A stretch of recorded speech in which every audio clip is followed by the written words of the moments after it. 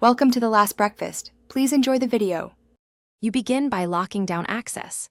Enable two-factor authentication on email, banking, and cloud services so a stolen password alone won't grant entry. Next, install and set up a reputable password manager and generate long, unique passwords for each account. This prevents credential reuse. Once done, audit connected apps and third-party permissions and remove anything you no longer use or recognize. Because lingering access is a common breach vector, you can cut off immediately. You need to secure how you connect and where your data lives. Start by using a trusted VPN whenever you're on public or untrusted Wi-Fi.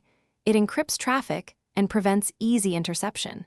Make sure your operating system and apps are set to auto-update so you get security patches promptly, and enable full disk encryption on phones and laptops to block data access if a device is lost.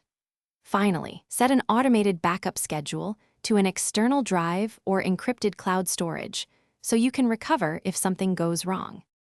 You finish by preparing for incidents and confirming recovery paths. Verify that account recovery options are current, backup email, phone, and trusted contacts so you can regain access quickly. Turn on security and payment alerts and consider a credit freeze or monitoring if sensitive data was exposed. These give early warning. If a compromise happens, follow your plan. Change passwords via the manager, revoke app tokens and keys, and restore from verified backups. If things still fail, contact providers for account lock and support.